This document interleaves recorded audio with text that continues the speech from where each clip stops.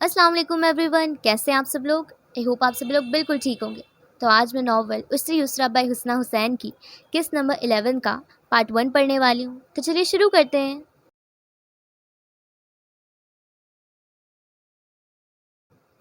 फारिस वजदान इससे नाराज़ हो चुका था।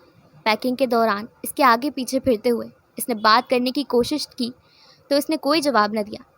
तैयारी करते हुए बार बार मुखातिब कर रही थी, मगर वो तो ऐसा हो गया जैसे कुछ सुन ही ना रहा हो। खाने की मेज़ पर भी इंतहा की खामोशी थी। अब वो वही खड़ूस, मगरूर और बदमिजाज फारिस था, पुराने वाला। जन्नत हैरान थी, आखिर इसे हुआ क्या था। ऐसी कौन सी बात थी जिसे बुरी लग गई थी। अच्छा ठीक है, किसी को कुछ नहीं बताऊंगी। खासी सोच और विचार के बाद ज़रा सा एहसास हुआ तो कह दिया। गाड़ी एयरपोर्ट की जानिब रवा थी। वो अगबी नश्त पर इसके बराबर में बैठी थी। पूरे पाकिस्तान को बताओ मेरी बला से। एक शान और तमकीनत से विराजमान वो करोफर से कहकर बाहर देखने लगा। जन्नत हैरान हुई। वाकई। फिर कंधे उचकाकर इसने भी रुख बदल लिया। लंदन के हेथरो एयरपोर्ट पर आदिल अहमद नजर आया तो छूटते ही पूछ लिया, मिस्टर आदिल, क्या आप किसी ऐसे इंसान को जानते हैं जो नींद में बातें करता हो। सॉरी। आदिल को जन्नत कमाल की बात खाक समझ में न आए। मतलब जो नींद में बातें करे, मैं एक को जानती हूँ। हाथ से अपनी तरफ इशारा किया, यूं जैसे बड़े एजाज की बात हो। फारिस ने गुस्सा दबाते हुए जन्नत को बाजू से पकड़ दाईं तरफ खड़ा किया। बाज आ जाओ तुम। नहीं, बाज आसमान पर ही ठीक है, इसे नीचे मत बुलाओ तुम। तो बड़े मज़े में थी। एंड बाय द वे, तुमने खुद मुझसे कहा था कि सबको बता दूँ, अब क्या मसला है। वो जब करके झटके से पलट गया। एयरपोर्ट की वेटिंग एरिया में तो इसने इंतहा कर दी। करीब बैठे किसी सूटेड बूटेड आधे अंग्रेज़ आधे पाकिस्तानी अंकल से स्लीप टॉक का मौजू छेड़ दिया। वो बता रहे थे कि कैसे इनके अजीज़ नींद में चला करते थे और कैसे वो एक बार घर से बाहर निकल गए थे। और वो बहुत हैरान और परेशान हो रही थी कि वाकई अंकल ऐसा ही होता है। ओह मेरे अल्लाह। अच्छा फिर क्या हुआ था। वो सीट आम पर कोनी टिकाए, हाथ को पेशानी और आंखों पर रखे सबके कड़े मराहिल से गुजर रहा था। अंकल साहब से गुफ्तगू ख़त्म हुई तो मोहतरमा को भूख लग गई। बैग से चिप्स का पैकेट निकाल लिया। फारिस को ऑफ़र की तो वो अच्छा खासा जला बुना बैठा था, रिस्पॉन्स तक न दिया। वो कंधे उचका कर रुख बदल गई। चिप्स के चंद पैकेट, चॉकलेट्स, बिस्किट्स निकाल लिए।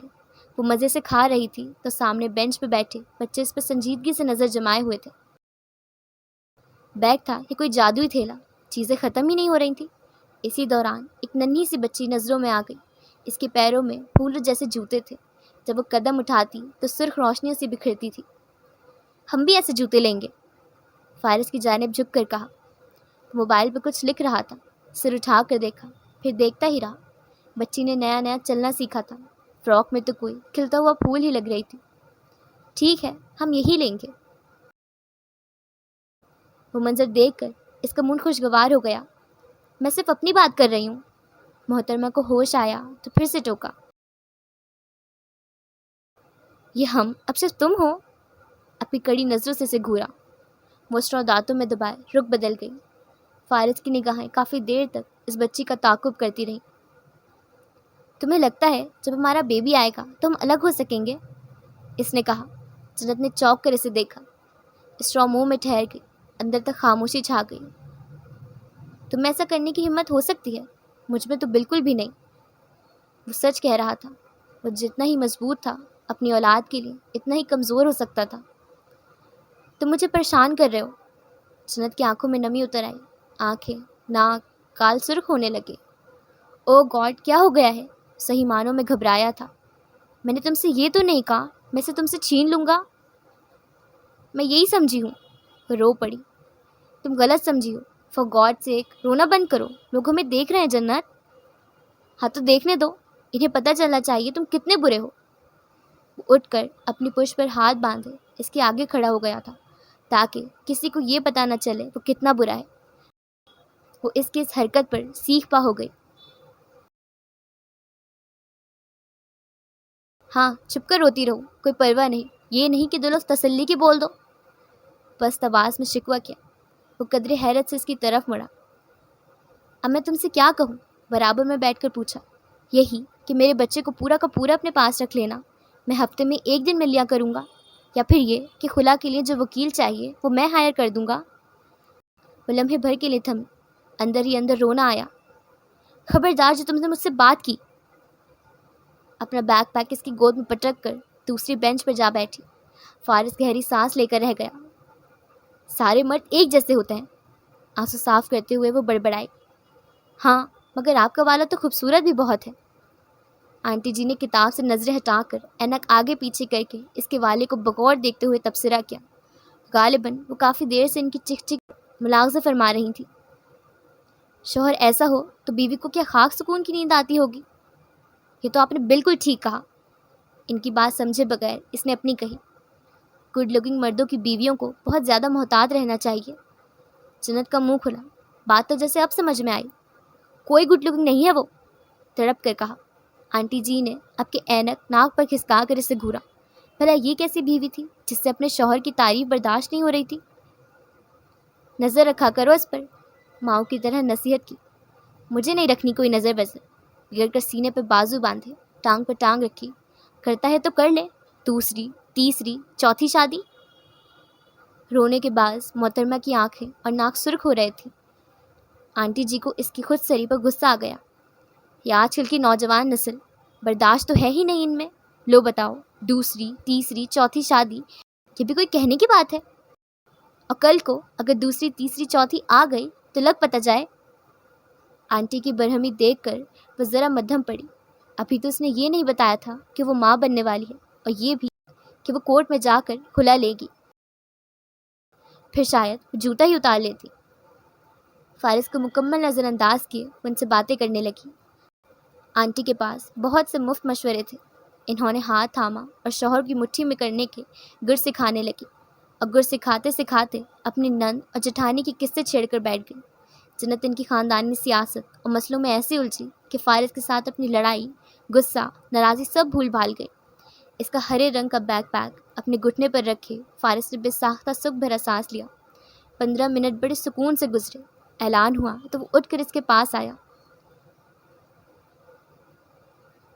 میرا تو 4th منتھ چل رہا ہے۔ وہ سارے حال احوال یوں دے رہی تھی جیسے کئی سالوں کی شناسائی ہو، اور آنٹی جی بھی تسبیح کے دانے گھماتے ہوئے یوں خوش ہوئیں جیسے وہی نانی بننے والی ہوں۔ اسے بہت سی نصیحتیں کی۔ جاتے وقت فون نمبرز کا بھی تبادلہ ہوا۔ میں آپ کو بہت مس کروں گی آنٹی، ان سے گلے لگ کر بولی۔ فارس نے آنکھیں گھمائیں۔ سرے راہ چلتے کسی سے بھی اس کی دوستی ہو جاتی تھی۔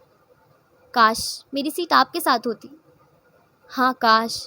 فارس نے ہاتھ پکڑ کر دانت پیسے اور اسے اپنے ساتھ لے جانے لگا۔ صبر نہیں ہے تم میں؟ اسے برا لگا۔ پچھلے 1 گھنٹے سے صبر ہی تو کر رہا ہوں۔ ہاں تو کیا اس میں میرا قصور ہے؟ فلائٹ لیٹ ہو گئی ہے۔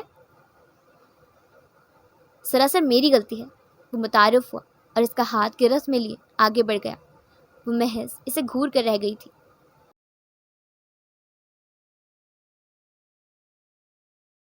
بزنس کلاس کیبن میں نیل کو روشنی کا گمان تھا۔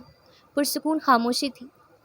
آس پاس بہت سے مسافر نیند کی آغوش میں اتر چکے تھے، بشمال اس کی زوجہ محترمہ کے، تاہم وہ جاگ رہا تھا۔ ٹیبل ٹرے پر لیپ ٹاپ رکھا تھا، اسکرین روشن تھی۔ کچھ بے چینی سے پیشانی مسلتے ہوئے وہ آرام دہ حالت میں براجمان، بہت بے چین لگ رہا تھا۔ آنکھوں میں تفکرات کی پرچھائیاں تھیں، دل میں وہموں کا خوف تھا، حالات کی دہشت تھی، ماضی کی وحشت تھی، اور سوال تھے، بہت زیادہ اور مشکل سوال تھے۔ اسے سنبھلنے میں وقت لگا تھا، اب بہت زیادہ وقت لگ رہا تھا۔ کیفیت یوں ہو رہی تھی جیسے وہ وہیں کھڑا ہو۔ اندر بہت شور تھا اور بے تحاشا بے سکونی تھی۔ تم سوئے نہیں؟ جنت کی آواز پر چونک کر اس کی طرف دیکھا۔ اسے 2 بار وامٹنگ ہوئی تھی تو طبیعت ٹھیک نہیں تھی۔ ابھی بھی پیٹ پر ہاتھ رکھے وہ نڈھال نیند دراز تھی۔ نیند نہیں آ رہی کہہ کر اس کی طرف متوجہ ہوا۔ پریشان ہو؟ جانے کب سے اس کی بے چینی کا ملاحظہ کر رہی تھی تو پوچھے بنا نہ رہ سکی۔ نہیں، وہ چپ ہو گئی۔ تم کچھ کھا لو، اس نے کہا۔ میرا دل نہیں چاہ رہا۔ منہ کے زوائیں بگاڑتے ہوئے اس نے آنکھیں میچ لیں۔ حلق کڑوا تھا، ذائقہ خراب، کھانے کے تصور سے بھی ابکائی آنے لگی۔ اب اس طرح کی چیزیں کھاؤ گی تو یہی ہوگا۔ کس طرح کی چیزیں؟ جن سے بیگ بھرا ہوا ہے۔ تمہارا مطلب ہے مارننگ سکنس چپس چاکلیٹس کھانے کی وجہ سے ہوتی ہیں؟ جنت کی بھویں سکڑ گئی. تم سے بحث فضول ہے، اس نے فلائٹ اٹینڈنٹ کال بٹن دباتے ہوئے کہا. ہاں، لاجواب جو ہو گئے ہو، اب تو یہی کہو گے، تنک کر بولی. کچھ ہی دیر بعد فلائٹ اٹینڈنٹ حاضر ہوئی. فارس نے فروٹ پلیٹر میل کا آرڈر دیا جو کہ کچھ ہی دیر میں پیش کر دیا گیا تھا. اس کے اصرار اور ایک دو گھوریوں کے بعد وہ نہ چاہتے ہوئے بھی اٹھ کر بیٹھ گئی. چاہو تو ہر 5 منٹ بعد ایک بائٹ لو، لیکن یہ ہر صورت ختم ہونا چاہیے. اس کی سیٹ کی پوزیشن ایڈجسٹ کرتے ہوئے ٹیبل پہ ٹرے کھول دی. اے ہاسٹس ایک ایک کر کے اشائیاں رکھتی گئی. وہ گہری سانس لے کر باہر تاریکی میں دیکھنے لگی. فوک اٹھا لیا، پھر بے دلی سے تھوڑا تھوڑا کر کے کھانے لگی. اپنے بالوں میں انگلیاں پھیرتے ہوئے اب وہ سامنے دیکھ رہا تھا. لیپ ٹاپ کی اسکرین تاریک ہو چکی تھی اور ایسی ہی تاریکی اس کے اندر بھی آ گئی تھی. سینے پر بوجھ بڑا ہوا تھا. گہری سانس لے کر اس نے اپنی پیشانی مس لی. گزشتہ شب والی کیفیت ایک بار پھر اس پر طاری ہو رہی تھی. بات سامان کی تھی، اس گھر کی تھی اور گھر کی دیواروں سے جڑی حکایتوں کی تھی. شاید اسے وہاں نہیں جانا چاہیے تھا. جو دروازے سالوں سے بند تھے انہیں کھولنا نہیں چاہیے تھا. ایک منظر ابھرا، پھر دوسرا، تیسرا. اس نے آنکھیں میچ کر گردن کے پیچھے دونوں ہاتھ سے دباؤ ڈالا. پھر پانی کی بوتل اٹھا لی، چند گھونٹ بھرے، پھر جیب سے ٹیبلٹ کا چھوٹا سا پیکٹ نکالنے ہی والا تھا کہ جنت کی آواز سماعت سے ٹکرائی. گردیزی صاحب اس دن تمہارے دادا کی بہت تعریف کر رہے تھے، کہہ رہے تھے تمہاری پرسنالٹی بھی ان کے جیسی ہے. وہ لمحے بھر کے لیے ساکت ہوا، پھر گردن موڑ کر اسے دیکھا. گردیزی صاحب؟ ہاں، وہ جن کے سفید لمبے بال ہیں، اس دن شادی پر بھی تھے، جمال گردیزی. وہ سن ہوا. مسز سلیمان نے تو اسے نہیں بتایا تھا. تو کیا وہ جنت سے ملنے آئے تھے؟ وہ کہہ رہے تھے تمہاری بزنس اسٹریٹجی، تمہارے فیصلے، تمہارے ہر معاملے میں اپنی ٹیم کو لے کر چلنے کا طریقہ لیٹ چیئرمین اعظم شرازی جیسا ہے. یوں لگتا ہے جیسے آج بھی سب وہی ڈیل کر رہے ہوں. بہت نارمل لہجے میں بتا رہی تھی، مگر فارس کے اندر سب فنا ہو رہا تھا. بظاہر یہ تعریف ایک رائے تھی، اور یہ رائے صرف گردیزی صاحب کی نہیں تھی. اس کے حلقے احباب اور بزنس سوسائٹی میں تقریباً ہر دوسرا شخص یہی کہتا ہوا پایا جاتا تھا. مگر حیران کن بات یہ تھی وہ یہ سب جنت سے سن رہا تھا. کچھ غلط ہو گیا تھا یقیناً. خطرے کی گھنٹی بج اٹھی. گردیزی صاحب کے تصور سے اس کے جبڑے بھج گئے. کیا ایسا ہی ہے؟ وہ پوچھ رہی تھی. نہیں. اس کا داہنا ہاتھ بے ساختہ گردن تک آیا. اس نے ٹائی کی نوٹ ڈھیلی کر دی، کالر کے بٹن بھی کھول دیے. وجود میں آگ جل اٹھی تھی. آنکھوں میں دھواں سا بھر گیا. زخم سلگنے لگے تھے. روح جھلس رہی تھی. وہ اعظم شرازی نہیں تھا. وہ اعظم شرازی جیسا نہیں ہو سکتا تھا. اس کے احساسات سے قطعی بے خبر جنت نے لیمونیڈ کی کچھ گھونٹ لیے. اور کیا کہا؟ وہ سنجیدگی سے پوچھ رہا تھا. آنکھوں میں سرخی اتری ہوئی تھی. تاثرات بظاہر سخت نہیں تھے، مگر اندر کی کرختی اس کی آنکھوں سے عیاں ہو رہی تھی. اور تو کچھ خاص نہیں، تھوڑی دیر کے لیے آئے تھے اس لیے جلدی چلے گئے. اوہ ہاں. پھر جیسے کچھ یاد آیا تو اس کی طرف دیکھا. مجھ سے کہنے لگے you should be very careful of your husband, you don't know ہم. تمہیں اپنے شوہر سے بہت محتاط رہنا چاہیے، تم اسے نہیں جانتی. حملہ شدید اور ضرب کاری تھی. ہمیشہ تبھی پڑتی تھی جب توقع نہیں ہوتی تھی. اس کی مٹھیاں بھیج گئی. جنت کو مسز سلیمان کے گھر اکیلے بھیج کر اس نے غلطی کر لی تھی. پھر یہ کہ میں نے کہا بات کرنے کے بعد آپ کو میرے ہسبینڈ سے بہت زیادہ محتاط رہنا چاہیے. فارس وجدان ششدر سا اسے دیکھ کر رہ گیا. فضا کی کشیدگی یکایک کم ہوئی. گھٹن کا احساس ختم ہوا. سانسوں سے بوجھ ہٹ گئے. میں نے صرف اتنا کہا اور وہ ایک دم سے ہنسنے لگ گئے، عجیب طرح سے. پھر بولے ایسی بات تو فارس کی بیوی ہی کہہ سکتی ہے. اس کے بعد وہ زیادہ دیر نہیں رکے. سیب کی کاش منہ میں ڈالتے ہوئے سر اٹھایا اور رک گئی. فارس اسے دیکھ رہا تھا، بلکہ جھپکائے بغیر وہ اسے دیکھ رہا تھا. جنت کمال کے لیے اس کے تاثرات قطعی سمجھ سے باہر ہو گئے. اس کی ہیزل آنکھیں دھندلی مبہوم ہو گئیں. اس کی ہر حکایت پھر سے اندھیرا ہو گئی، مکمل سناٹا ہو گئی. تم نے گردیزی صاحب سے کہا وہ مجھ سے محتاط رہیں؟ اس نے جسے تصدیق چاہی تھی. ہاں، کہ نہیں کہنا چاہیے تھا؟ وہ پزل ہوئی. وہ اگلے چند لمحوں تک کچھ کہہ نہ سکا. وہ اسے حیران کر رہی تھی، بہت زیادہ حیران کر رہی تھی. اور جو بات وہ کہہ رہے تھے راستہ رک گیا. کون سی بات؟ بھوی سکڑ کر فارس کو گھورا. پہیلیوں میں باتیں کیوں کرتا تھا وہ؟ انہوں نے تم سے کہا should be careful of your husband. ہاں وہ تو میں شروع سے بہت کیئرفل ہوں. ایزی ہو کر بہت مطمئن لہجے میں بولی. فارس اسے دیکھ کر رہ گیا. وہ تو ایسے بات کر رہے تھے جیسے تم کوئی سیریل کلر ہو اور مجھے اس کا علم نہیں ہے. ایسا ہو سکتا ہے کہ مجھے علم نہ ہو؟ تائید کے لیے اس کی طرف دیکھا مگر دوسری طرف تو ایک گہرا سکوت تھا. تعجب تھا، حیرانی تھی، صدمہ تھا. وہ ایسی کیوں تھی؟ ڈاکٹر مصطفیٰ کی نواسی ویسی کیوں تھی؟ اپنی تمام ناراضی کے باوجود اس نے گردیزی صاحب کو اس کا ویک پوائنٹ نہیں دیا تھا. اس نے ثابت کر دیا تھا وہ اس کی ہی بیوی تھی، اس کے ساتھ ہی کھڑی تھی. اتنا کچھ ہو جانے کے باوجود، اتنی اذیتیں، اتنا درد، اتنے غم سہنے کے باوجود، اتنے اختلاف کی زد میں رہتے ہوئے بھی اسے اپنا فیصلہ سنا کر، اپنی ناراضی پر قائم ہو کر بھی وہ اس کے ساتھ ہی تھی. اپنے اندر اسے ایک دم سکون سے اترتا ہوا محسوس ہوا. لیکن ان کی یہ بات تو ٹھیک ہے، تم مجھے نہیں جانتی. ایک بار پھر اس نے ٹٹولا کہ شاید کہیں تو اس کے اندر شک و شبہات کے سائے ہوں گے. کہیں تو اسے کوئی ایسی بات ملی ہوگی جس نے اس کے اندر کا سکون مٹایا ہوگا، احساسات جلائے ہوں گے. مگر میں نے تمہیں جان کر کیا کرنا ہے؟ اس کی آنکھوں میں آنکھیں ڈالے لاپرواہی سے پوچھ رہی تھی. وہ صحیح معنوں میں اب لاجواب ہوا تھا. میں نے کون سا تمہارے ساتھ ساری عمر کے لیے رہنا ہے؟ ایک ادا سے اپنے بالوں کو جھٹکا. باتوں باتوں میں آدھی پلیٹ خالی ہو چکی تھی. فارس کے لیے مسکراہٹ چھپانا مشکل ہو گیا. یہ تو تم نے بالکل ٹھیک کہا. میں ہمیشہ درست بات کہتی ہوں. اسے اندازہ ہی نہیں تھا پنجانے میں اس کے دل سے کتنا بھاری بوجھ ہٹا چکی تھی. اب وہ مزے سے کھا رہی تھی. کچھ دیر بعد ہی نگاہوں کی تپش کا احساس کر کے اس کی طرف گردن موڑی. سیٹ آرم ریسٹ پر کونی ٹکائے، بائیں ہاتھ کی انگلیوں کو اپنے ہونٹوں پر ٹھہرائے اسے دیکھ رہا تھا، بہت نرمی سے اور بے انتہا انسیت کے ساتھ. وہ اس بزنس کیبن کی واحد مسافر تھی جو اپنی سیٹ پر آلتی پالتی مارے بیٹھی تھی. تم مجھے ایسے کیوں دیکھ رہے ہو؟ مشکوک ہو کر گھورا. کیسے دیکھ رہا ہوں؟ جیسے دیکھ رہے ہو. وہی تو، کیسے دیکھ رہا ہوں؟ سوال میں پوچھ رہی ہوں تم سے.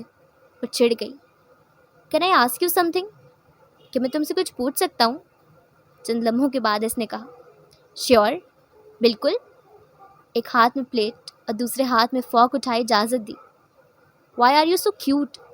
تم اتنی پیاری کیوں ہو؟ وہ جو سوچے ہوئے تھی کہ کبھی بھی اس کی کسی بھی بات پر کسی بھی طرح کا کوئی ری ایکشن نہیں دے گی، تو سچ مچ میں بلش کر گئی. سر پٹا کر پلیٹ رکھ دی. ہاتھ بڑھا کر اس کے چہرے کا رخ موڑا. کہیں اور دیکھو تم. وہ ہنس دیا. خود کھڑکی کی طرف ہو کر پلیٹ قریب کر لی. دل دھک دھک کر رہا تھا. آواز کانوں میں بھی گونج رہی تھی، جہاز میں بھی گونج رہی تھی. اسے لگا یہ دھک دھک فارس بھی سن رہا ہے، مسافر بھی سن رہے تھے. Are you all right? وہ ہنسی ضبط کیے پوچھ رہا تھا. پلیز مجھے ڈسٹرب مت کرو، وہ کہہ کر اپنی شکل پھر سے گم کر لی. بھلا جس کے پاس جنت ہو اسے اینٹی ڈپریسنٹ کی کیا ضرورت؟ وہ مسکراتے ہوئے اسے جھٹک کر رہ گیا.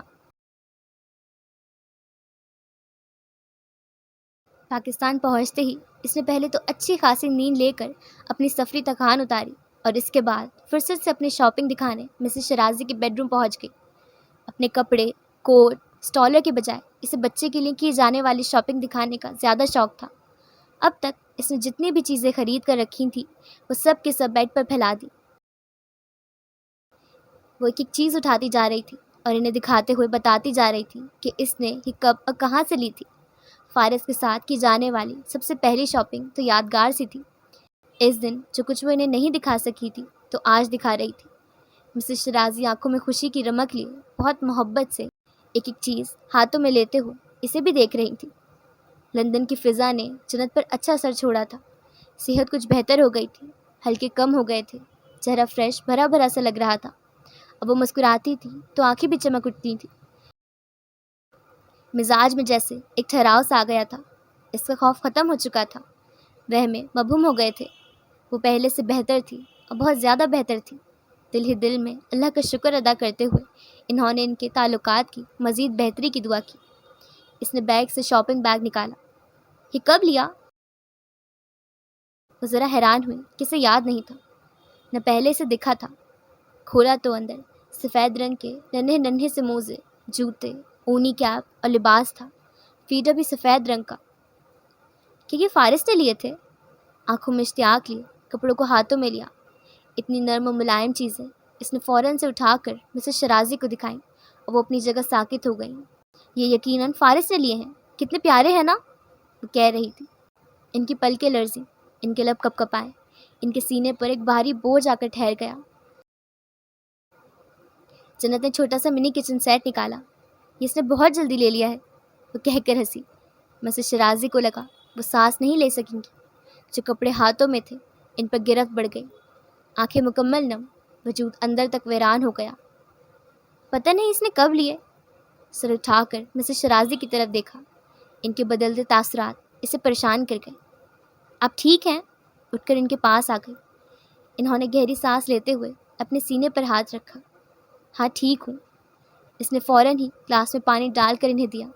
چند گھونٹ لینے کے بعد وہ وقفے وقفے سے گہری سانسیں لیتی رہیں۔ آنٹی؟ ان کا ہاتھ اپنے ہاتھوں میں لیے فکر مندی سے انہیں دیکھا۔ ٹھیک ہوں، ایسے ہی دل ذرا گھبرا گیا۔ آپ آرام کریں، میں بھی تو کب سے آپ کا سر کھا رہی ہوں۔ شرمندہ ہو کر ساری چیزیں سمیٹنا شروع کی۔ ایسا نہیں ہے بیٹا، انہوں نے روکنا چاہا۔ بس باقی شاپنگ کل دیکھ لیں گے۔ انہیں احتیاط سے بیڈ پہ لٹایا، بہت محبت اور فکر مندی سے ان کی آنکھوں میں دیکھا۔ تھک گئی ہوں شاید اس لیے۔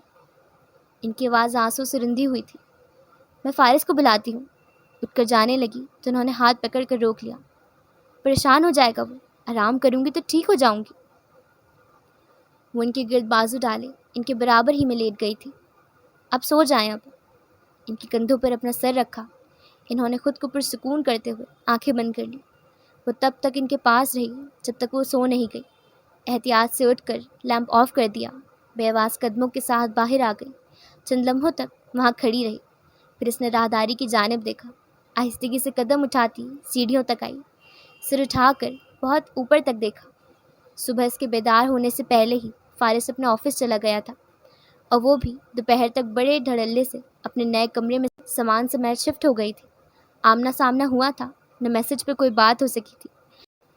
واپسی پر کچھ وقت مسز شرازی کے ساتھ گزار کر وہ دوبارہ اپنے کمرے میں بند ہو گیا تھا۔ وہ پہلے بھی ایسا ہی تھا، ایسا ہی کرتا تھا، مگر جانے کیا بات تھی کہ اس کے رویے کا یہ بدلاؤ اسے بہت زیادہ محسوس ہوا تھا۔ ممکن ہے اس کی طبیعت ٹھیک نہ ہو، یا وہ اپنے کاروباری معاملات کو لے کر کچھ پریشان ہو۔ نچلا لب کاٹتے ہوئے وہ اسٹینڈ پر ہاتھ رکھے چند لمحوں تک کھڑی رہی، پھر کچھ سوچ کر سیڑھیاں چڑھتی اور اوپر آ گئی۔ اب تک یقیناً وہ سو چکا ہوگا، مگر تسلی کر لینے میں کوئی حرج تو نہیں۔ راہداری کے آخری میں سٹنگ ایریا کی کھڑکیاں کھلی ہوئی تھیں، پردے ہوا سے لہرا رہے تھے۔ اس نے محتاط ہو کر آہستگی سے بیڈ روم کا دروازہ کھول دیا۔ وہ شاور لے کر ابھی باہر نکلا تھا اور وارڈروب کے سامنے کھڑا شرٹ پہن رہا تھا۔ مڑ کر اسے دیکھنے لگا، وہ گڑبڑا کر رہ گئی۔ تم یہاں؟ وہ حیران ہوا تھا۔ جنت بری طرح سے پھنس گئی۔ خیال تھا وہ سو رہا ہوگا تو ایک نظر دیکھ کر چلی جائے گی، مگر میں اپنی چیزیں لینے آئی تھی۔ شرٹ کے بٹن بند کرتے ہوئے کچھ حیرت سے اسے دیکھا۔ شیور؟ وہ ذرا کنفیوز تھی، اندر داخل ہوئی تھی۔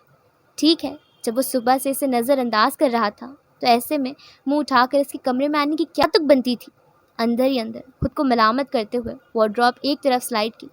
کھانے مکمل خالی تھے، اس کا ضروری سامان تو آج صبح ہی نیچے منتقل ہو چکا تھا۔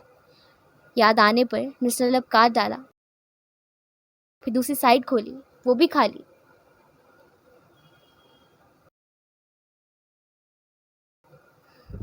اللہ، کچھ تو نظر آ جائے جسے دکھا کر وہ کہے کہ ہاں وہ اس کے لیے آئی تھی۔ تیسری میں تو فارس کے کپڑے، گھڑیاں، جوتے اور ٹائیاں وغیرہ رکھی تھیں۔ اف! وہ اپنی نم بالوں کو تولیے سے خشک کرتا اس کے پیچھے کھڑا تھا۔ وہ آئینے میں اس کا عکس واضح دیکھ سکتی تھی، مگر دیکھنا نہیں چاہ رہی تھی۔ یہاں نہیں ہے، پھنسی پھنسی سی آواز حلق سے نکلی۔ مڑ کر جانا چاہا تو وہ راستہ روک کر کھڑا ہو گیا۔ مجھے بتاؤ، میں مدد کرتا ہوں۔ نہیں، وہ میں نے شاید کہیں رکھ دیا ہوگا۔ وہ میری وائٹ کلر کی شرٹ تھی، وہی نہیں مل رہی۔ نظر جھکی ہوئی تھی تو اس کی آنکھوں کے تاثر سے لا علم تھی، لیکن لہجے میں جو شرارت تھی وہ چھپی نہیں رہ سکی تھی۔ ہاں تو اور کیا چاہیے ہوگا مجھے؟ اس کی بائیں طرف سے کھسکنا چاہا تو وہ ایک بار پھر اس کے راستے میں آ گیا۔ وہ بے طرح سے رہاسی ہوئی مگر اوپر سے بالکل ظاہر نہیں ہونے دیا۔ انگوٹھے سے انگلی کی پور کو کھرچتے اب وہ سر جھکائے کھڑی تھی اور وہ قدرے غور سے اسے دیکھ رہا تھا۔ میک اپ سے مکمل آری چہرہ، بالوں کو بس یوں ہی لپیٹ سمیٹ کر ایک میسی بن بنایا ہوا تھا۔ کچھ لٹیں گالوں کے اطراف ہلکا سا خم لیے گردن کو چھو رہی تھیں۔ شکن لیے سفید رنگ کی لمبی سی ڈھیلی ڈھالی شرٹ جس کی جیبوں میں غالباً بادام بھرے ہوئے تھے آج صبح کھاتے ہوئے نظر آئی تھی۔ نیل کو پاجامہ، گلے میں جھولتا دوپٹہ کسی اور رنگ کا تھا، سلیپرز کسی اور رنگ کے تھے۔ اس کا اپنا اب کوئی اور رنگ ہو رہا تھا اور وہ دھیرے سے مسکرا دیا۔ میرا تو اپنے کمرے میں بالکل دل نہیں لگ رہا، تمہارا لگ رہا ہے؟ سینے پر بازو باندھے انتہائی سنجیدگی سے پوچھا۔ جنت کی دھڑکن مس ہوئی، سر اٹھا کر اسے دیکھا۔ بے خوابی کا شکار آنکھیں، ہلکی سی بڑی ہوئی شیو، لبوں پر مسکراہٹ، آنکھوں میں نرمی، لہجے میں حزن اور تاثرات میں مبہم سی اداسی لیے وہ اسے نرمی سے دیکھ رہا تھا۔ وہ نظریں جھکا گئیں۔ ہاں میرا تو بہت لگ رہا ہے، اپنی گھبراہٹ پر قابو پاتے ہوئے تیزی سے کہا۔ پھر تم یہاں کیا کر رہی ہو؟ جی؟ چونک کر سر اٹھایا۔ شرارت بھری آنکھیں اس پر جمی ہوئی تھیں، وہ گڑبڑا کر رہ گئی۔ بتایا تو ہے شرٹ لینے آئی تھی۔ جواب دے کر دوسری طرف سے نکلنا چاہا مگر فارس نے بازو پھیلا کر روک لیا۔ کیا ہے؟ وہ زچ ہوئی۔ وہ چند لمحوں تک اسے مسکراتی نگاہوں سے دیکھتا رہا۔ اب دل میں جگہ نہیں دے سکتی تو اپنے کمرے میں ہی دے دو، بہت چاہت سے مطالبہ کر کے اس کی دھڑکنوں کو منتشر کر دیا۔ فارس کے عقب میں اور بالکل سامنے ڈریسنگ ٹیبل پر رکھا سفید کیچر اس کی نظروں میں آ گیا۔ وہ رہا۔ ایک دم سے اشارہ کیا تو فارس نے بے اختیار پیچھے دیکھا۔ وہ اس کی بائیں طرف سے نکل گئی، لپک کر ڈریسنگ ٹیبل سے اپنا کیچر اٹھایا۔ یہ رہ گیا تھا، دکھا کر کہا۔ تم وائٹ شرٹ کے لیے آئی تھی؟ سینے پر بازو باندھ کر اسے یاد دلایا۔ اس کے لیے بھی آئی تھی؟ وہیں کھڑے کھڑے کیچر اپنے بالوں میں پھنسا لیا کہ جیسے اس کے بغیر تو رات بھر اسے نیند نہ آتی۔ اچھا، اور کس کے لیے آئی تھی؟ ہو سکتا ہے تمہاری اس لسٹ کے آخر میں کہیں میرا نام بھی ہو؟ محظوظ ہو کر پوچھا۔ تمہارا نام میری لسٹ میں ہے ہی نہیں۔ تیزی سے دروازہ کھول کر باہر نکل گئی۔ وہ دھیرے سے مسکرا کر رہ گیا۔ سیڑھیاں اتر کر راہداری کی طرف جاتے ہوئے اس نے فرصت سے اپنی پیشانی پر ہاتھ مارا۔ آخر وہ اس کے کمرے میں گئی ہی کیوں؟ آخر کیوں؟ خود کو اندر ہی اندر ڈھیر سارا ڈانٹا۔ رخ کچن کی طرف تھا۔ بیچ راستے میں یاد آیا کہ کمرہ اس طرف نہیں ہے۔ راہداری میں داخل ہوئی تو سیدھا اسٹوڈیو میں پہنچ گئی۔ وہاں سے جھنجھلا کر اپنے کمرے میں واپس آئی، دروازہ بند کر کے اپنے دونوں ہاتھ دہکتے گالوں پر رکھے۔ میرا تو اپنے کمرے میں بالکل دل نہیں لگ رہا ہے، تمہارا لگ رہا ہے؟ کیوں لگا جیسے اس نے قریب آ کر ایک بار پھر سوال دہرایا ہو۔ دل دھڑک اٹھا، احساسات عجیب ہونے لگے۔ اسے پہلے غصہ آتا تھا، اب تو برا بھی نہیں لگا تھا۔ دل میں جگہ نہیں دے سکتی تو اپنے کمرے میں ہی دے دو۔ گال سے ہاتھ ہٹا کر پھر اپنے احساسات سے الجھ کر اپنی پیشانی کو چھو کر تسلی کی کہ طبیعت تو ٹھیک ہے، پھر دل ایسے کیوں دھڑک رہا ہے؟ گہری سانس لے کر خود کو اس کی ہیزل آنکھوں کے اثر سے نکالا، پھر جیب سے بادام نکال کر منہ میں ڈالتی کھڑکی کے سامنے جا کھڑی ہوئی۔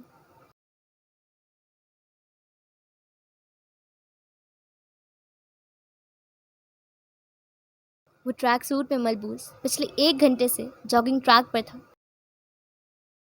شرٹ کمر سے چپکی ہوئی تھی، بال پسینے سے بھیگ رہے تھے، چہرے پر سرخی تھی اور سانسیں چڑھی ہوئی تھیں۔ صبح کا اجالا پھیل چکا تھا، دھوپ میں سبزہ چمک رہا تھا۔ روڈ پر بھی آمد و رفت نظر آنے لگی تھی۔ ایئر فونز کان سے نکال کر جیبوں میں اڑستے ہوئے وہ بینچ پر بیٹھ گیا تھا۔ کچھ دیر تک اس کی نگاہیں سبزے سے ہوتی ہوئی جاگنگ ٹریک کے اس پار آہنی بار پر جمی رہی۔ اس نے کلائی موڑ کر وقت دیکھا اور پھر اٹھ کر گھر کی جانب روانہ ہو گیا۔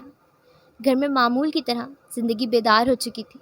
اس نے شاور لے کر کپڑے بدلے، فریش ہو کر نیچے آیا تو کچن میں ناشتے کا انتظام ہو رہا تھا۔ وہ سیدھا اپنی ماں کے کمرے میں گیا، کچھ دیر تک ان کے پاس بیٹھا رہا۔ منتظر نگاہیں بار بار دروازے کی طرف اٹھ جاتی تھیں۔ جنت ابھی تک نہیں آئی تھی، مسز شرازی نے پوچھا تو وہ اٹھ گیا۔ میں دیکھتا ہوں اسے۔ کمرے سے نکل کر دائیں جانب اسٹوڈیو کے برابر میں سامنے والا کمرہ اس کا تھا۔ وہ آہستگی سے دروازہ کھول کر اندر آ گیا۔ پردوں کی در سے جھانکتی تیز روشنی میں وہ اسے بیڈ پر دکھائی دی۔ کشنز کے ڈھیر میں وہ اس قدر سکون سے سو رہی تھی کہ اسے جگانے کا ارادہ ترک کر کے وہ کھڑکیوں کے سامنے جا کھڑا ہوا۔ ذرا سے پردے سرکا کر سوئمنگ پول کے اس پار دیکھا۔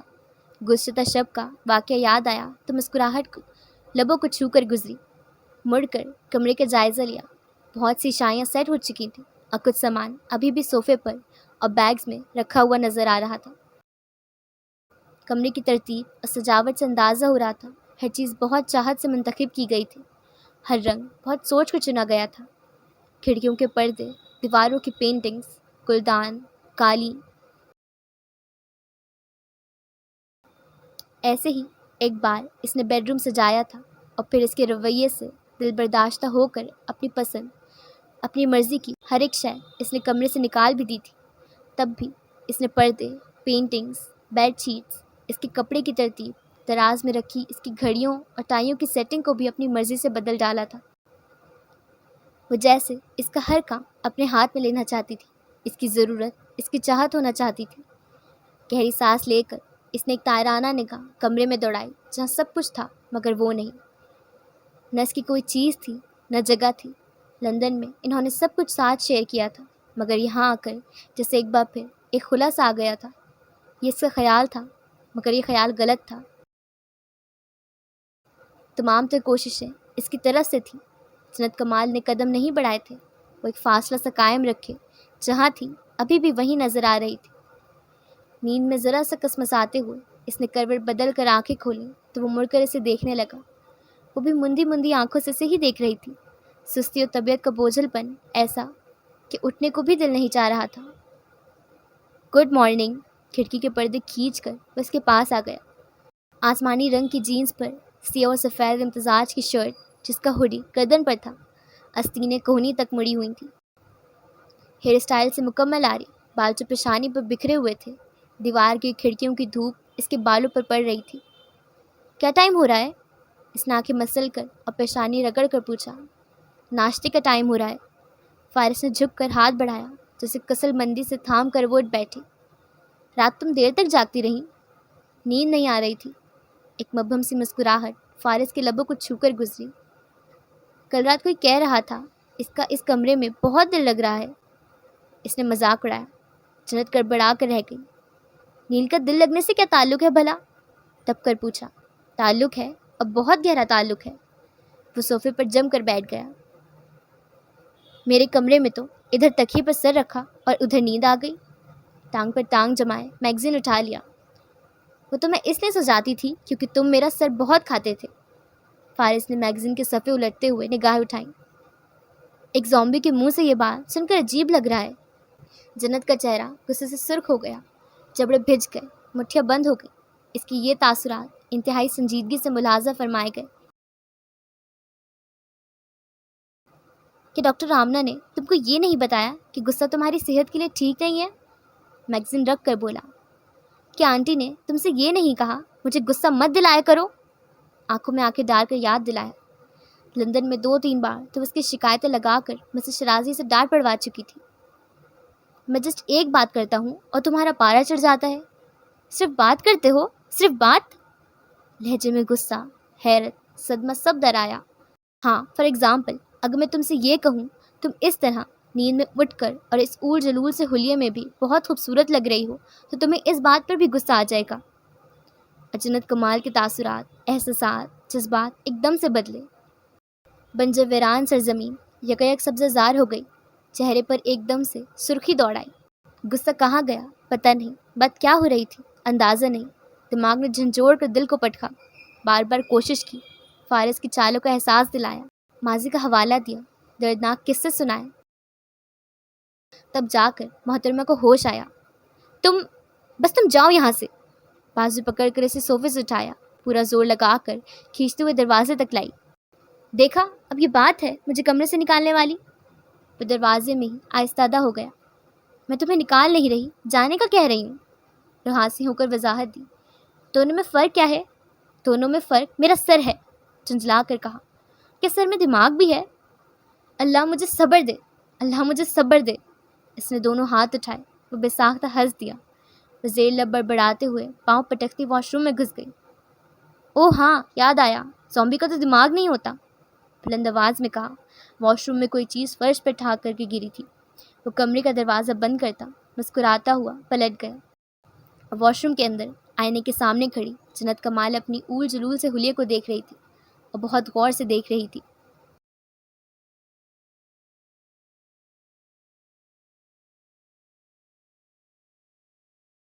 ناشتے کی میز پر اسے اندازہ ہوا آج فارس کا آفس جانے کا کوئی ارادہ نہ تھا۔ چند ایک فون کالز اٹینڈ کرنے اور کچھ ضروری ہدایت یہاں وہاں دینے کے بعد اس نے اپنا موبائل فون بھی آف کر دیا۔ اب وہ جہاں جہاں جاتی تھی وہ اپنی شرٹ کی جیبوں میں ہاتھ ڈالے اس کے پیچھے پیچھے تھا۔ کیا ہے؟ چڑھ کر پوچھا۔ میں تو بس ٹہل رہا ہوں، اس نے کندھے اچکائے۔ تو کہیں اور جا کر ٹہلو۔ مگر وہ کہیں نہیں گیا۔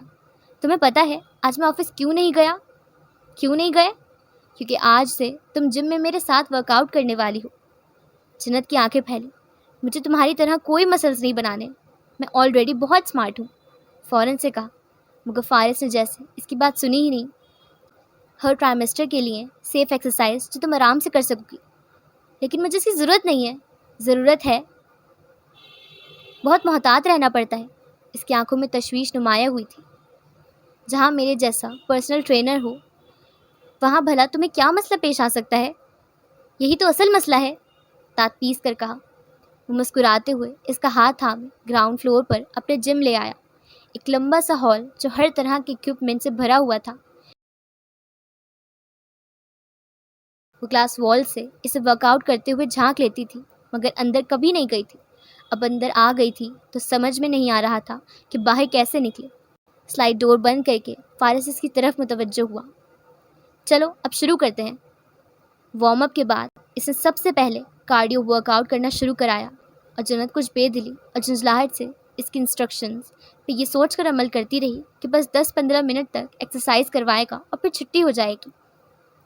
مگر اس کی حیرت اور صدمے کو انتہا نہ رہی جب وہ دورانیہ بڑھاتا گیا۔ اوپر سے ذرا ذرا سی غلطی پر ٹاٹ الگ سے پڑ رہی تھی۔ ایسے ایکسرسائز کرتے ہیں؟ ہاتھوں میں جان نہیں ہے کیا؟ یہ کیا کر رہی ہو؟ Are you did? کیا تم مر چکی ہو؟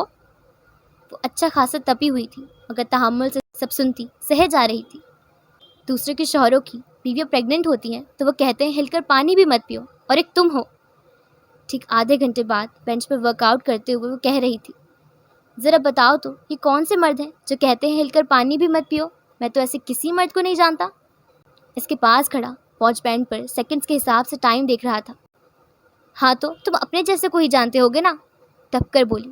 کھڑوس، بے رحم، ظالم، بقایا لفظ زبان میں ادا کیے۔ کچھ کہا؟ تمہاری تعریف کر رہی تھی۔ اونچی آواز میں کرو، ذرا میں بھی سنوں۔ اس نے دانت پیسے۔ اب بس، میں تھک چکی ہوں۔ اس نے ہاتھ اٹھا لیا۔ 5 منٹ باقی ہیں، اس نے سختی دکھائی۔ وہ روحانسی ہوئی۔ 5 منٹ بڑی مشکل سے گزرے۔ 2 منٹ کا وقفہ ملا تو گہری سانس لیتی بینچ پر بیٹھ گئی۔ سرد آہیں بھری جیسے اس پر نہ جانے کتنا ظلم ڈھایا گیا ہو۔ بوتل منہ سے لگا کر 2 گھونٹ لیے، پھر مڑ کر فارس کو دیکھا۔ وہ سامنے ہی سیاہ میٹ پر کھڑا 10-10 kg اٹھائے ہوئے تھا، لمحے بھر کے لیے آنکھیں پھیلی تھیں۔ دوسرے ہی پل منہ سے ماشاءاللہ نکلا تھا۔ ایسے تو نہیں وہ اتنا فٹ نظر آتا تھا۔ اور تیسرے ہی پل وہ خود سے اپنے لیے اپنی مرضی کا ورک آؤٹ منتخب کیے ریک پر پہنچ گئی۔ اس سے ساری مشکل ورزش کروائی جا رہی ہے، اور خود دیکھو کتنے آرام سے ڈمبل اٹھا رہا ہے۔ آسان کام اپنے لیے اور مشکل کام اس کے لیے۔ اس نے بڑے سائز والا اٹھانا چاہا تو دن میں تارے دکھ گئے۔ چلو کوئی بات نہیں، شروعات کم وزن سے کر لینی چاہیے، کوئی مسئلہ نہیں، خود کو خود ہی تسلی دیتی سیدھی ہوئی، اور تب ہی نگاہ فارس سے دوچار ہوئی۔ وہ دونوں ہاتھوں میں مہارت سے وزنی ڈمبل اٹھائے عام ورک آؤٹ کرتے ہوئے اسے دیکھ رہا تھا۔ لبوں پر مبہم سی مسکراہٹ ابھری جسے دبا کر رخ بدل گیا۔ اب وہ پیچھے نہیں ہٹ سکتی تھی۔ گلا کھنکار کر پال پر بکھرتی لٹوں کو پیچھے کیا، اور جیسے تیسے دونوں ہاتھوں سے پورا زور لگا کر 5 kg کا ڈمبل اٹھایا۔ آنکھوں میں فتانہ سی چمک ابھری۔ اگلے ہی پل وہ اس کے ہاتھوں سے چھوٹ کر گرا۔ اتنی ہی زوردار آواز گونجی اور اتنی ہی سرعت سے بوکھلا کر وہ پیچھے ہٹی۔ فارس اپنا ڈمبل رکھ کر تیزی سے اس کے پاس آیا۔ وہ جھک کر قدموں میں دیکھ رہی تھی۔ اللہ کا شکر تھا کہ پاؤں بچ گیا تھا، ورنہ اس نے کوئی کسر نہیں چھوڑی تھی خود کو نقصان پہنچانے کی۔ Are you out of your mind? بازو سے پکڑ کر اسے پیچھے ہٹاتے ہوئے سختی سے ڈانٹا۔ وہ پتہ نہیں کیسے ہاتھ سے چھوٹ گیا۔ گھبرا کر فوراً ہی وضاحت دی، خود سے چل کر تمہارے ہاتھوں میں آیا اور چھوٹ گیا۔ اس کا پارا چڑھ گیا تھا۔ کچھ ہو جاتا، اگر چوٹ لگ جاتی تو؟ وہ آنکھوں میں حیرانی لیے اسے دیکھ کر سہم گئی۔ مجھے ایسا کیوں لگ رہا ہے جیسے تم نے مجھے تصور کر کے یہ ڈمبل گرایا ہے؟ تیوری پر بل ڈال کر غصے سے کہا۔ نہیں تو پھر یہ مجھے میرے سر پر گرتا ہوا کیوں محسوس ہوا؟ ضبط کر کے پوچھا۔ اب اگر تم نے مجھے کچھ اور کہا نا تو میں یہ سچ مچ تم پر گرا دوں گی۔ اس کے تاثرات سے خائف ہو کر فوراً ہی دھمکی دی۔ پہلے ٹھیک سے اٹھانا تو سیکھ لو۔ بروسلی کی بہن؟ اس کے قدموں سے ڈمبل اٹھا کر واپس اس کی جگہ پر رکھا۔ وہ بھویں سکڑے کھڑی رہی۔ جو ورک آؤٹ میں نے تمہیں بتایا ہے وہ کون کرے گا؟ اپنے سینے پر بازو باندھ کر سختی دکھائے۔ مجھے نہیں پتا، اب بس ختم کرو یہ۔ ابھی تو صرف 20 منٹ ہوئے ہیں۔ بازو سے پکڑ کر اسے ٹریڈ مل پر کھڑا کر دیا۔ اسے جی بھر کر رونا آیا۔ سپیڈ ایڈجسٹ کی تو نہ چاہتے ہوئے بھی اسے آہستگی سے قدم اٹھانا پڑے۔ تم آخر مجھے کس بات کی سزا دے رہے ہو ہاں؟ 10 منٹ کے بعد سپیڈ بڑھانے آیا تو پھٹ پڑی، مگر اسے تو جیسے کوئی آواز ہی نہیں آئی تھی۔ کیا مصیبت ہے؟ جھنجھلاہٹ کے عالم میں تیز تیز قدم اٹھانے لگی۔ سانس پھول رہا تھا، دھڑکن تیز ہو رہی تھی۔ مڑ کر دیکھا تو اسے کہیں نظر نہ آیا۔ فوراً سے رفتار کم کی۔ سکھ بھری سانس لیتی اب مریل سے قدم اٹھا رہی تھی جب وہ کسی جن کی طرح اچانک نمودار ہوا تھا۔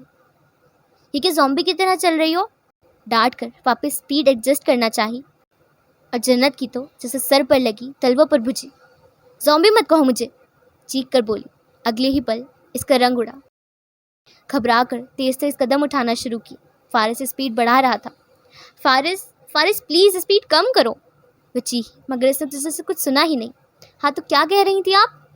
کنٹرول بٹن پر ہاتھ رکھے اب وہ تپا دینے والی مسکراہٹ کے ساتھ پوچھ رہا تھا۔ کچھ نہیں کہہ رہی تھی میں، اسے بہت تیز تیز قدم اٹھانے پڑ رہے تھے، بس بھاگنے کی کسر رہ گئی تھی۔ پریشان ہو کر ہتھوں پر گرفت بڑھائی کہ گر نہ جائے۔ آنٹی فارس کو دیکھیں۔ کچھ اور سمجھ نہ آیا تو وہیں کھڑے کھڑے چلائی۔ انہوں نے مجھے بہت بار دیکھا ہوا ہے، اب تم دیکھ لو۔ اپنی گہری آنکھیں اس پر جمائے سنجیدگی سے کہا۔ میں گر جاؤں گی؟ کیا میں اتنا ہینڈسم ہوں؟ فارس پلیز۔ نہیں گرو گی، یہ مناسب سپیڈ ہے۔ شاباش، تیز تیز قدم اٹھاؤ۔ وہ کنٹرول بٹن پر ہاتھ رکھے ذرا سا پیچھے ہٹا۔ دوبارہ ایسے نہیں کروں گی، منت کر کے بولی۔ اس کی روتی شکل دیکھ کر ترس آ گیا۔ سپیڈ کم کر دی۔ ڈرامے کرنا کوئی تم سے سیکھے۔ 15 منٹ تک اب یہی سپیڈ رہے گی، تحکم سے کہہ کر واپس بینچ پر جا بیٹھا۔ منہ ہی منہ میں بڑبڑاتے ہوئے وہ بے دلی سے چلتی رہی۔ اللہ اللہ کر کے ورک آؤٹ ختم ہوا اور وہ تو جیسے رسیاں توڑا کر جم سے بھاگی۔ آج پہلا دن ہے تو اس لیے کم وقت دیا ہے، راہداری سے گزرتے ہوئے فارس نے کہا۔ یہ کم وقت تھا؟ جنت کی آنکھیں ابل پڑیں۔ کارڈیو ورک آؤٹ کل ٹھیک سے کرنا ہے تمہیں۔ بائسیپ ورک آؤٹ آج 10 بار کیے ہیں تو کل 15 دفعہ کریں گے۔ ٹریڈ مل پر 25 منٹ واک کرنا ہے۔ شولڈر ورک آؤٹ کا دورانیہ بھی بڑھانا ہوگا۔ وہ ابھی سے آنے والے کل کے لیے سب ترتیب دے رہا تھا، اور جنت کی شکل ایسی ہو رہی تھی جیسے کسی بھی لمحے رو دے گی۔ اللہ کرے کل اسے صبح 7 بجے ہی آفس جانا پڑے۔ آسمان کی طرف دیکھتے ہوئے دعا کی۔ تم نے کچھ کہا؟ اس نے گردن موڑ کر پوچھا۔ وہ گڑبڑا کر رکی کہ دعا تو دل میں کی تھی، اس نے کیسے سن لی؟ نہیں، بھلا میں کیا کہوں گی؟ کندھے اچکا کر اپنے کمرے میں بند ہو گئی۔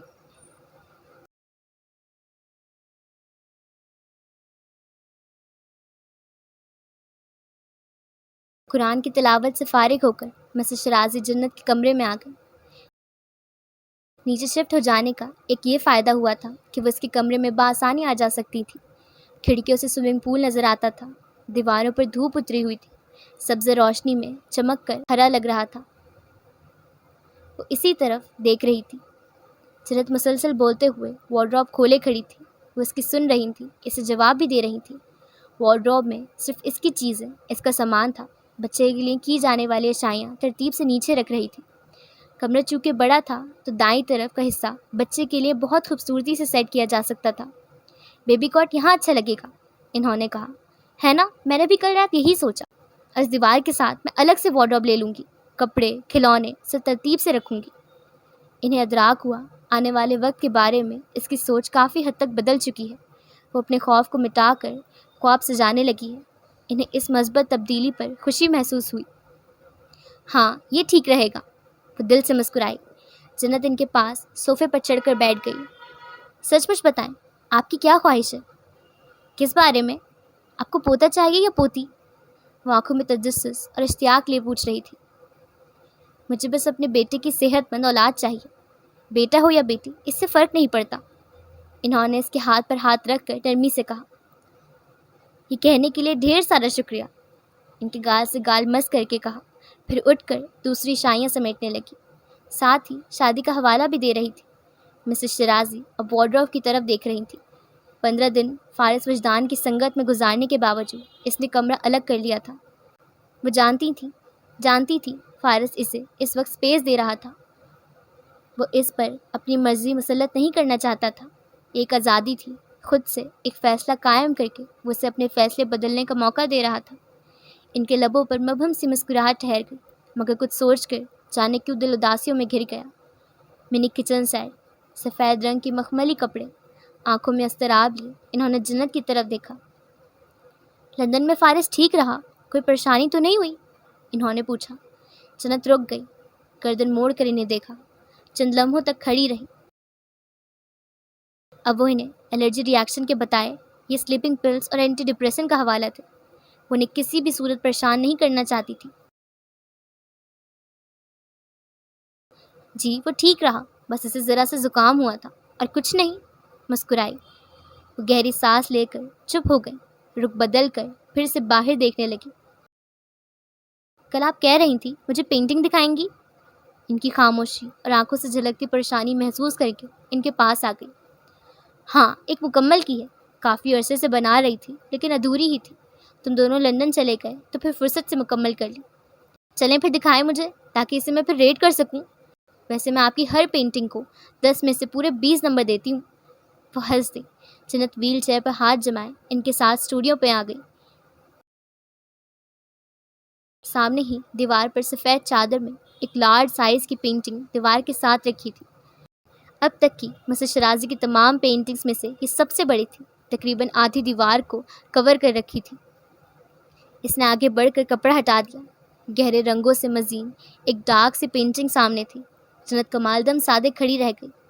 سمندر کی طرف آسمان کی بلندیوں کو چھوتا ایک وسیع و عریض محل، لمبے مینار، اونچی مضبوط دیواریں۔ محل کے باہر جگہ جگہ سیاہ ہوتی گھاس سے آدھے چھپے آدھے ظاہر ہوتے خون آلودہ نیزے، تیر اور تلواریں۔ محل کی تمام کھڑکیاں تاریک، صرف ایک کھڑکی روشن تھی۔ اس کھڑکی کی چوکھٹ پر صرف خون ٹپک رہا تھا۔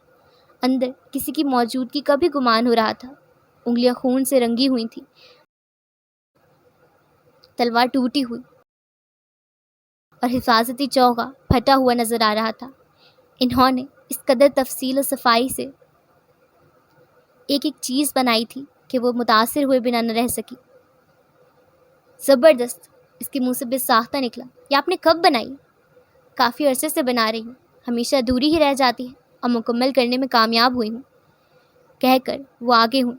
اسے ادراک ہوا اسٹور روم میں دیوار کے ساتھ جو سفید کپڑے میں ڈھکی ہوئی چیز تھی وہ یہی دیوار کی پینٹنگ تھی۔ بہت گہری ہے، اس نے کہا، جیسے یہ ہتھیار، خون، دیواریں اور یہ سیاہ جڑیں، ایسے لگ رہا ہے جیسے ہر ایک شے کی اپنی ایک حکایت ہے۔ اس کی واقعی میں ایک کہانی ہے، سنو گی؟ جنت نے مڑ کر انہیں دیکھا۔ ضرور، آنکھوں میں اشتیاق لے کہا۔ جیبوں میں ہاتھ ڈالے فارس اسٹوڈیو کے دروازے میں رکا تھا۔ دستک کے لیے ہاتھ اٹھایا مگر مسز شرازی کی آواز سنتے ہی رک گیا۔ ایک جادوگر شہزادے نے زخمی ہو کر اونچی لمبی دیواروں کی ایک مضبوط محل میں خود کو قید کر لیا۔ انہوں نے ہاتھ سے محل کی واحد روشن کھڑکی کی جانب اشارہ کیا۔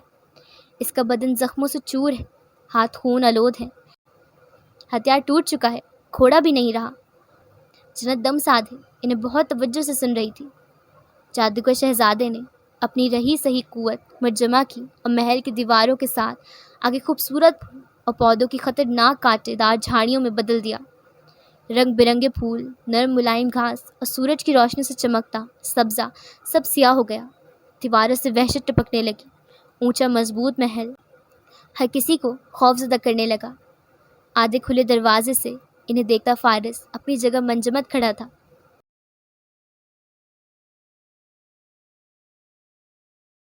اب جب بھی کوئی خزانے کی تلاش میں محل کی حدود میں داخل ہونے کی کوشش کرتا ہے تو اپنے اندر زندگی کی لہر لیے وہ خونخوار جھاڑیاں دیوار بن کر اسے لہولہان کر دیتی۔ ہر طرف خوف و ہراس پھیلنے لگا۔ لوگ محل سے دور بھاگنے لگے۔ جنت کی نگاہیں مسز شرازی پہ ٹھہری تھیں اور مسز شرازی کی نگاہیں پینٹنگ پر۔ وقت گزرنے لگا، دنیا بدلنے لگی، صدیاں بیت گئی، مگر محل کے اندر جادوگر شہزادے کے لیے اس کا وقت رکا رہا۔ اس کے زخم، اس کی اذیت، اس کا ہر غم اس کے لیے ٹھہرا رہا۔ شہزادے کو لگتا تھا کہ اس کی اس دنیا میں آنے کی سزا ہے یا پھر اس فتح کی جو اس نے اپنا سب ختم کر کے حاصل کی ہے۔ دروازے کے اس پار فارس کی آنکھوں میں حزن کی ایک لہر اٹھی۔ سرخ ڈوروں میں کرب اترا، لب بھچے رہے، درد بڑھتا گیا۔ پھر جنت سامنے ہی فلور کشن پہ بیٹھی انہیں مگن ہو کر سن رہی تھی۔ پھر یہ کہ ایک غریب یتیم لڑکی جو جادوگر خاندان سے نہیں تھی، کچھ وحشتوں سے بچاتی محل کی طرف آ نکلی۔ اپنی زندگی کے بچانے کے لیے اس نے محل میں داخل ہونے کی ٹھانی، مگر چونکہ وہ جادو نہیں جانتی تھی اس لیے اس کا محل کی حدود میں داخل ہونا ناممکن تھا۔ جس وقت وہ محل کے بیرونی دروازے پر وحشی درندوں میں گھری ہوئی کھڑی تھی، اس وقت شہزادے نے حیران ہو کر اسے کھڑکی سے دیکھا۔ محل کی بیرونی دیوار سے اندر تک کا حصہ اپنا رنگ بدل رہا تھا۔ سیاہ گھاس ہری بھری ہو رہی تھی، زمین سے پودے پھوٹ پڑے تھے۔ جس جگہ لڑکی کھڑی تھی اس جگہ پر اب کوئی کانٹے دار جھاڑی نہ تھی۔ دروازے پر جو جڑیں لپٹی ہوئی تھیں وہ بھی ٹوٹ کر راکھ ہو رہی تھیں۔ دروازہ صاف ہوا تو لڑکی اندر آ گئی۔ وحشی درند اس حد سے باہر رہے، اندر نہ آ سکے۔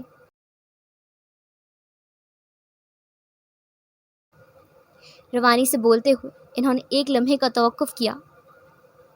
جادوگر شہزادے کے لیے وہ منظر کسی صدمے سے کم نہیں تھا۔ اس کا جادو اس لڑکی پر کسی طور اثر نہیں کر رہا تھا۔ اس کے لیے زمین ہری ہو رہی تھی، پھول کھل رہے تھے، محل صدیوں سے تاریک رہا تھا، مگر اب لڑکی کی آتی کرنیں بھی زمین پر اترنے لگی تھیں۔ شہزادے کو لگا وہ لڑکی اس کی مضبوط حصار میں شگاف کر دے گی۔ جھاڑیاں روپ بدلیں گی تو دیواریں کمزور ہو جائیں گی، دیواریں کمزور ہو گئیں تو پھر وہ غیر محفوظ ہو جائے گا۔ اذیت، غم اور سب ہی دکھ پھر آ جائیں گے۔ ماضی اپنا آپ دہرائے گا، پھر سے جنگ ہوگی، پھر سے فتح ہوگی اور پھر سے قید ملے گی۔ جادوگر شہزادہ ایسا نہیں چاہتا تھا۔ غصے اور انتقام کی آگ میں جھلستے ہوئے اس نے لڑکی کو قتل کرنے کا فیصلہ کر لیا۔ جنت کی سانسیں رکیں، تجسس کے ساتھ خوف بھی بڑھ گیا۔ وہ جیسے ایک ایک منظر آنکھوں سے دیکھتی ایک ماروائی کہانی میں مکمل غرق ہو چکی تھی۔ پہلے اس نے کوشش کی لڑکی کو محل کے اندر داخل نہ ہو سکے، مگر چونکہ جادوگر کا اثر اس لڑکی پر نہیں ہوتا تھا اس لیے وہ دروازوں پر چڑھی خطرناک بیلوں کو زیادہ دیر تک اس کے راستے میں حائل نہیں کر سکا۔ لڑکی جب محل کے اندر داخل ہوئی تو اس کا اٹھایا جانے والا ہر قدم خوف کی تاریکی اور وحشت کے سناٹے کو مٹانے لگا۔ کھڑکیوں سے کرنیں اندر آنے لگیں۔ جو مخلوق تاریکی میں بسیرا کرتی تھی وہ روشنی میں فنا ہونے لگی۔ محل کی پوری 9 منزلیں تھیں اور ہر منزل جادوئی سی اپنے اندر بہت سے راز لیے ہوئی تھی۔ لڑکی پہلی منزل پر 10 دن رہی، دوسری منزل پر بھی 10 دن، تیسری منزل پر بھی 10 دن، اور اس دوران اس شہزادے کو خود نوشت ملی جو وہ صدیوں سے لکھتا آ رہا تھا۔ ہر منزل پر اسے ایک حصہ مل جاتا جسے پڑھتے ہوئے وہ ایک اندھے کے وجود سے محبت میں گرفتار ہونے لگی۔ اسے اپنے آس پاس شہزادے کی موجودگی کا گمان ہونے لگا تھا۔ وہ اس سے باتیں کرتی، آوازیں بھی دیتی، نغمے بھی سناتی، مگر کبھی جواب نہیں آتا تھا۔ میں تمہیں بچا سکتی ہوں، وہ اکثر اونچی آواز میں کہتی۔